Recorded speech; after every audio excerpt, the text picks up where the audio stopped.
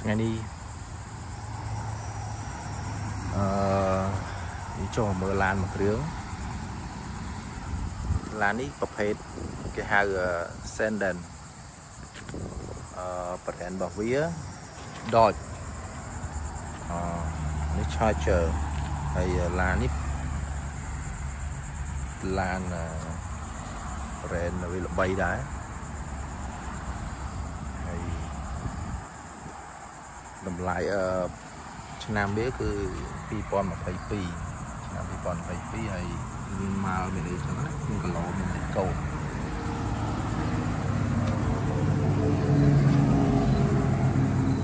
ឡាននេះប្រភេទពួកនេះប្រភេទពួកដែលប៉ូលីសគេយកទៅធ្វើឡានប៉ូលីស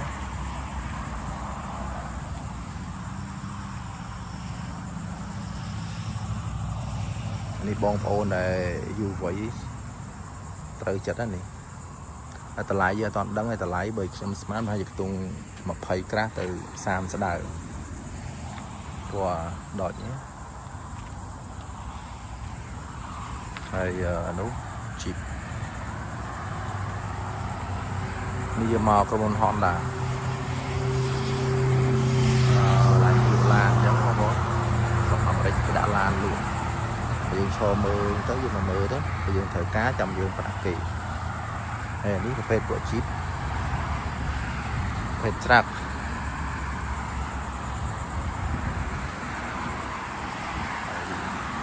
នេះតម្លៃវា33,000ឆ្នាំ23ពីនេះតម្លៃប្រហែលគ្នាឆ្នាំដូចគ្នាមួយសអានេះបុកខ្មៅអានេះจะរៀងខ្មៅបន្តិចបែករៀងផេតហើយមានច្រើនទៀតអានោះតាកូម៉ាអានេះ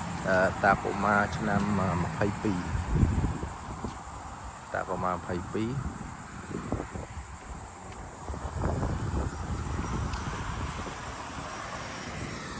គេនៅស្រុកអាមេរិក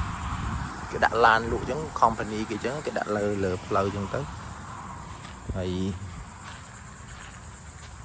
គេដាក់លក់អញ្ចឹងទៅពេលយើងត្រូវការយើងទៅក្នុង company គេក្រុមហ៊ុនគេទៅប្រាប់គេទៅគេលក់ឲ្យគេទៅប្រាប់ dealer កន្លែងគេនឹងទៅជាឆ្លាញ់ឡានមួយណានេះហើយអានេះឡានប្រភេទ van ហើយប្រភេទដឹកប្រភេទពួកត្រាកដែលយើងហៅស្រុកខ្មែរហៅ pick up SUV